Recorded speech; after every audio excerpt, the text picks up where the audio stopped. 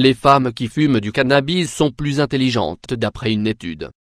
Lorsque l'on s'arrête sur le sujet de la consommation de cannabis, et en dehors de son aspect récréatif, immédiatement nous en avons une appréciation assez négative, surtout en ce qui concerne ses conséquences sur la santé. En 2014 l'OFDE, l'Observatoire français des drogues et des toxicomanies, dénombrait pas moins de 4,6 millions de consommateurs de cannabis à l'année dont au moins 1,4 million réguliers en France.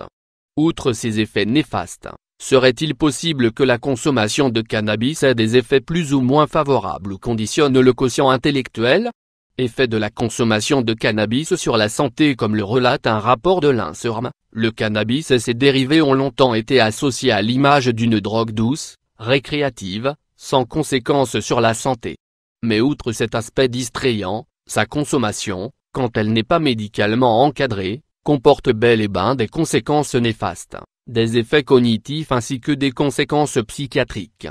D'ailleurs une étude menée par l'INSERM parmi tant d'autres, le démontre clairement. L'exposition aux cannabinoïdes chez les adolescents suggère que ceci pourrait entraver de manière significative la maturation structurelle des circuits neuronaux, entraînant ainsi une altération de la fonction cognitive à l'âge adulte.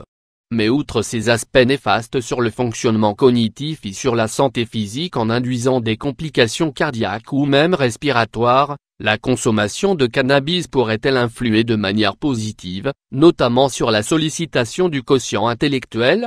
Une étude suggère que le cannabis sollicite le quotient intellectuel des femmes. Une étude portant sur le lien de cause à effet entre l'enfance et la consommation de drogue illicite à l'âge adulte sur une cohorte britannique en 1970 de plus de 11,000 sujets a mis en évidence que les scores élevés de quotient intellectuel à 10 ans chez les sujets de l'étude en question étaient positivement associés à la consommation à l'âge adulte du cannabis, de la cocaïne, de l'ecstasy et de l'amphétamine. Les associations étaient plus fortes chez les femmes que chez les hommes et étaient indépendantes de la détresse psychologique à l'adolescence et de la situation socio-économique tout au long de la vie. Lorsque le facteur intelligence a été pris en compte en complément des facteurs âge, détresse psychologique, situation socio-économique et consommation de drogue, l'analyse de l'étude a démontré que les hommes ayant un quotient intellectuel élevé à l'âge de 5 ans avaient environ 50% plus de risque de consommer des amphétamines, de l'ecstasy et plusieurs drogues illicites dont le cannabis que ceux à faible score 25 ans plus tard, et l'association était encore plus élevée chez les femmes, qui étaient 2 fois plus à même de consommer du cannabis et de la cocaïne que celles dont le score de quotient intellectuel était plus bas. En revanche, cette étude n'explique pas et ne justifie pas pourquoi il existe cette association entre la consommation de cannabis et le niveau de quotient intellectuel, mais elle révèle bien que les personnes plus intelligentes et en particulier les femmes sont tout simplement plus enclines à tenter de nouvelles expériences. En tout état de cause, cette étude, contrairement à ce que l'on pourrait penser de prime abord, ne démontre pas que c'est la consommation de cannabis qui favorise ou conditionne une sollicitation, voire une stimulation du quotient intellectuel, mais à contrario que les personnes sujets de l'étude développaient un QI supérieur pouvant être lié à une consommation de drogue illicite dont le cannabis, et ce, en particulier chez les femmes. D'ailleurs la conclusion de l'étude porte seulement sur le fait avéré qu'un quotient intellectuel élevé chez les enfants peut augmenter le risque de consommation de drogue illicite à l'adolescence et à l'âge adulte.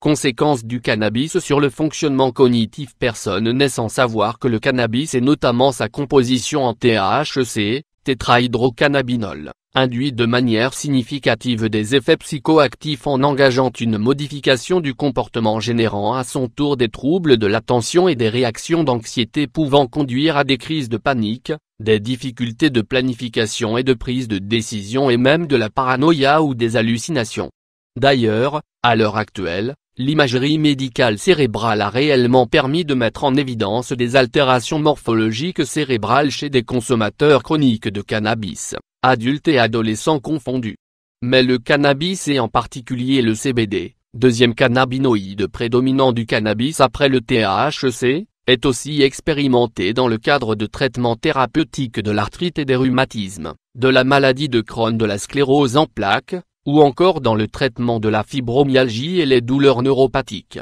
Mais sa consommation, quand elle n'est pas encadrée par un personnel de santé qualifié avec des dosages relatifs à la pathologie en question, reste inévitablement néfaste pour la santé.